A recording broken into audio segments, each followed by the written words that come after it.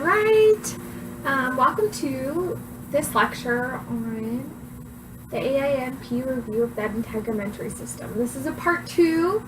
I did the part 1 a couple days ago. So if you would like to see that, the link will be down below. This is going to cover high-yield integumentary conditions that you will expect to see on your AANP boards. The first one we've got up here is one of my favorites because I actually had it during NP school, impetigo. And I am a pediatric nurse, so no doubt one of my little petri dishes gave this to me. For me, it presented right under my nose, like this little child here, and spread to his mouth. I didn't quite have that. You can have a smaller presentation right around this kid's mouth, or an adult, it might not be there. It might be in different spots on your face. So the classic presentation is going to be the honeycomb crusts, and it should be probably somewhere on the child's face. It's a lot more common in children and teens. It's going to be itchy and uncomfortable. It's going to have crust, and it's usually always going to be honey colored. That's your indication, and that's what the test is going to say. It is very contagious, so you do want to warn the patient of that. If you weren't sure what it was, although these are going to be pretty obvious and don't look like a lot of other conditions, you could do a culture of the crust or the wound. This is a strep gram-positive infection. So what do you think we're going to treat this with?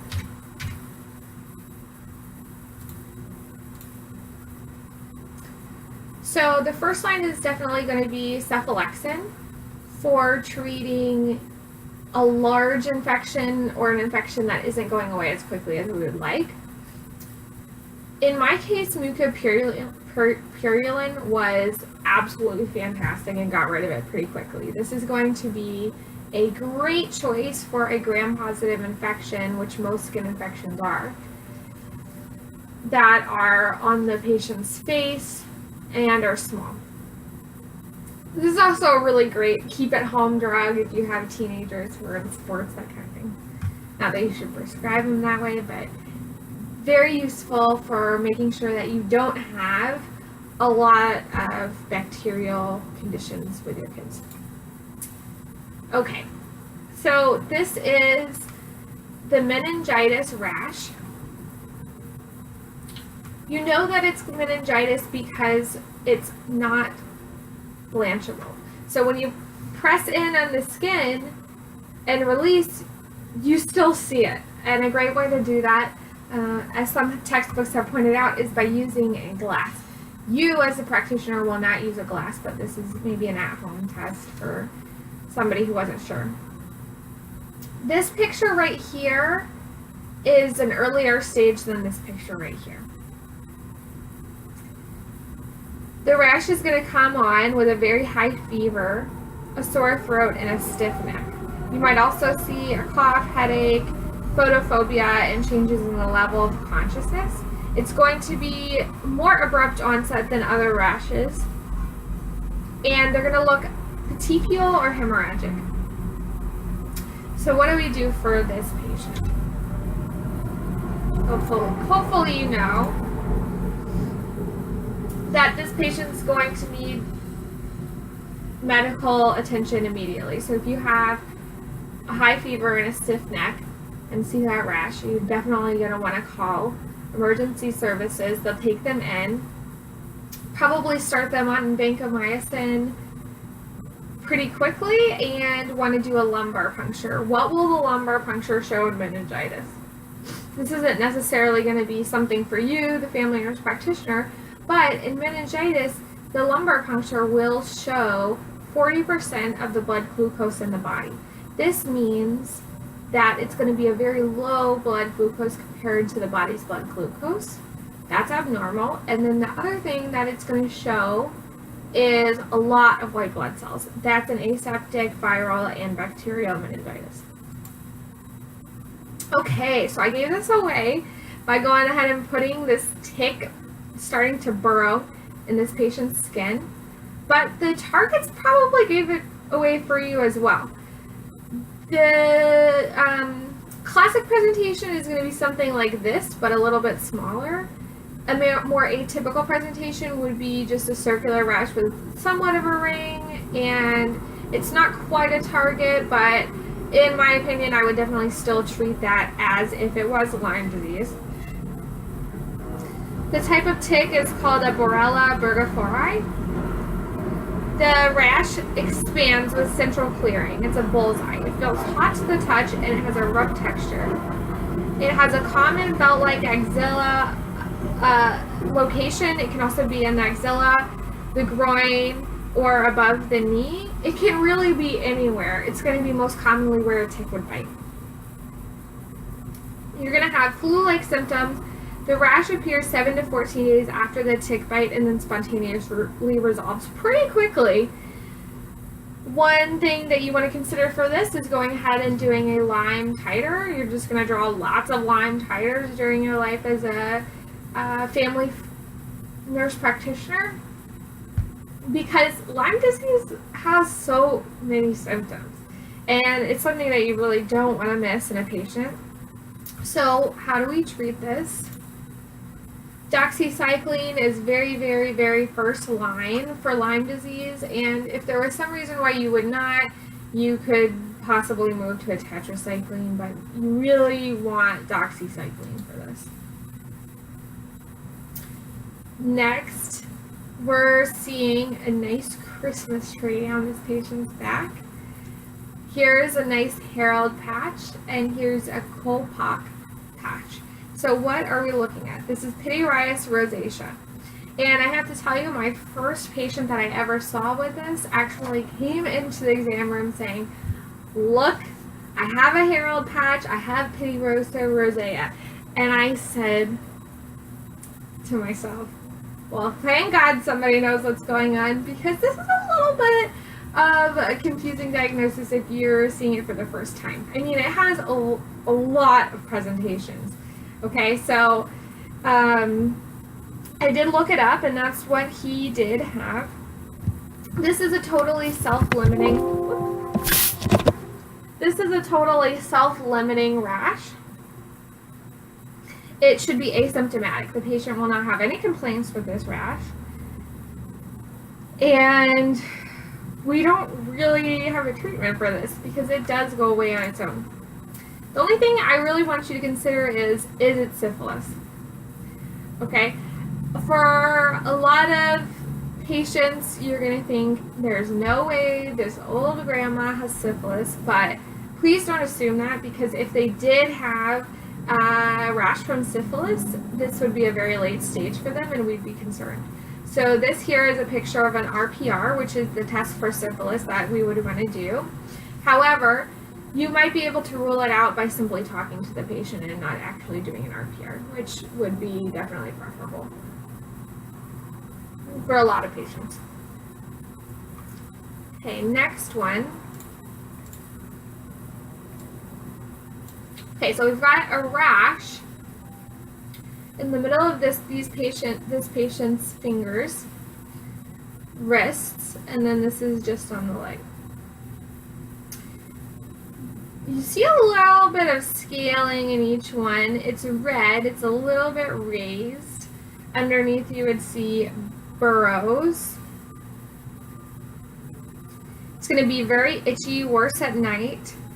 Most commonly between the webs of the fingers and the toes. Can also be in the armpit, groin, breast, butt, and penis.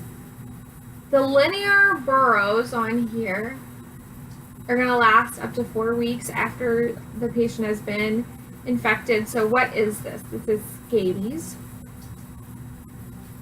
It's a type of bug that mostly comes from people's homes. We want to be very careful in watching for this in patients who have had a lot of STDs, because it can be transmitted from a sexual partner. It's not a bug that particularly stays in the bed or stays in the home, But if you're sleeping with another person that has scabies, good chance you're going to also come out yourself with scabies. You can do a wet mouth to view the eggs under a microscope, but pretty much if you have somebody who comes in with a rash like this in the webs of their fingers, it's safe to assume that they have scabies. So, how are we going to treat this? First and foremost, please know that you're going to have to treat the entire family for this with Promethean cream. You're also going to have to just wash everything in your house, just like with every other bug that comes in. Well, not Lyme disease, but... Okay, so this is going to be one of the more common ones, especially in family practice. We've got 3 different presentations, which is technically 3 different diagnoses for this. This is a tenia infection, and it is caused by yeast. How do we know it's yeast? It's going to be pretty circular. Well, not circular. It's going to look like a Lyme rash, but no bullseye. It's maybe I want to say circular. So this is tenia corpus. That's a yeast infection on the body. This is huge. This is also not as common as some of the other locations. For this patient right here, consider, why is he getting such a big yeast rash? Does he have HIV? Does he have some other reason why he would be so immunocompromised? On this one, we want to investigate. Right up here, we have a nice tenia pedis, which is going to be athelete's foot. This one is a typical presentation. Yeast makes skin peel. When you have this peeling red rash in between the toes, you have got some jock itch. You've got some athlete's foot. Jock itch is over here. We've got some red all around the skin folds. This is always going to be in the skin folds. Except for this guy, he's probably immunocompromised. Now, these are going to be some of your harder to get rid of conditions. It does take some time, and we've got to have some change in how the patients are doing things. First and foremost, the patient's going to have to start changing his underwear more frequently than he or she has been doing. Or socks. If it's not jock itch, if it's athlete's foot, you need to change your socks. Ask the patient, do you have particularly sweaty feet? Are you doing yard work out all day? If so, you need to wash your feet, put on a new pair of socks. If you're going to the gym, you need to change your underwear or maybe shower more often. Either one is totally fine. But what you don't want is a lot of sweat and buildup of fluid in these skin folds. So that's the main goal. A great option would be the Lotrimin, which is over the counter. Oops. It's anything with an azole they can really use. If it's really itching, they can use hydrocortisone, a low dose. I would not get any higher. And if they're putting it on for jock itch, you want to be very, very careful to let them know it cannot go on the ball sack.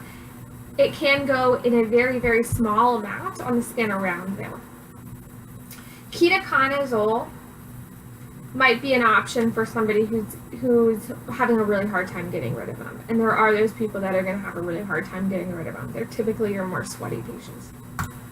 Okay, the next one that's dying to come out here is a yeast infection under the toenail. So this one right here, I'm just going to tell you, pretty common when you see it. And you see it and you think, there's no way I can get rid of this. Over here, can we get rid of that one? Probably yes. Is it possible to get rid of this one? Hopefully, yes. This one looks deep and like it's been there for years. It is a yeast under the toenail, which is called oncyhomycosis. The toenail becomes yellow and thick. The big toe is the most common to have this happen. And you can go ahead and do a fungal culture of the nail if you were unsure of what was under here, but this is a pretty self-explanatory presentation. For this one, you cannot use any topicals because it is just so hard to get rid of. You're going to want to use the Fluconazole, and you're going to have to do it 150 to 300 milligrams weekly. So you would give one dose, wait a week, give one dose, wait a week. This kind of stinks because Fluconazole is not a fantastic drug. It has a lot of side effects, one being liver function. So you're going to want to do liver function tests on this patient, and then also consider that other medications that are going through the CPY system are probably not going to be diagnosed as well. So we might want to tell them to skip whatever other medication. Like, for example, if they're on an antidepressant, you'd want to, maybe let them stay off of that in order to treat this. Or, to be honest, just not treat the toe infection at all because it is really that hard to get rid of. Next, we have Acne vulgaris. Oops. We have Acne vulgaris, and I've tried to include a couple different presentations of this. This is a very inflammatory acne with a lot of comedones. This acne is also inflammatory. I want you to look at these deep presentations of acne. You can definitely see some acne scars. We cannot get rid of acne scars on patients. I see some acne scars on here, but just a lot of inflammation. Look at the way the top of these are kind of picked over. We want to address it with this patient who's likely a teenager, judging by the hair. Please don't pick at your skin. It's only going to make it worse. You're going to get scarring there. Acne vulgaris is inflammation of the sebaceous gland. It has to do with high androgen levels, which is why it's more common in teenagers. And bacteria on the face, again, why it's more common in teenagers. They're off playing sports all day and that kind of thing. And if your mom had acne when she was a teenager, you will have it as well. It is a genetic condition. The open comedones are generally termed as blackheads. We have a couple hanging out on this slide. Closed comedones are whiteheads. I see some really good ones right here. And we have some small papules and pustules. We do have some small papules here. These are definitely pustules. Okay. None of these here are really that mild. Unfortunately, I didn't put that. But that's going to be a more common presentation. The difficult part here is that by the time they get to your office, they've already been treating it with something that you would consider to be first line, which is the benzoyl peroxide. You can do benzoyl peroxide as a wash or as a cream. If they've already been using that, we can consider some clindamycin. Topical would be better. You might have to put them on an oral, considering if it's all over their body. You don't want to be telling them to cover themselves in cream every single night. And then a retinin A would be an option for somebody who was refractory to clindamycin. Then also, for these patients with acne, we're going to tell them that when we start the treatment, it's going to get a lot worse before it gets better. We want to make sure that they're not going to prom next week. We want to make sure that they're not getting pictures taken for graduation next week. Blah, blah, blah, blah, blah. We do not want to cause them a terrible rash right before a special event. And we want to make sure that they're taking proper care of their hygiene needs. So I said before, we don't want to have them scratching at their face. We also don't want them washing their face 4 or 5 times a day. Now, likely they got that advice from a parent, or maybe they read it online that they need to be washing their face really frequently. They do not. If they're playing a sport or activity, washing your face after is totally fine. Otherwise, once a day is more than acceptable. And then with a female patient who is coming in with acne, we want to talk to the parents and the child about, or if you're an adult, starting an oral contraceptive. The best oral contraceptive for acne is going to be Yaz. However, Yaz is not a favorite anymore, and Ocella is a fantastic drug, which is very similar, has the same effects on patients, and has a lot less of the risk.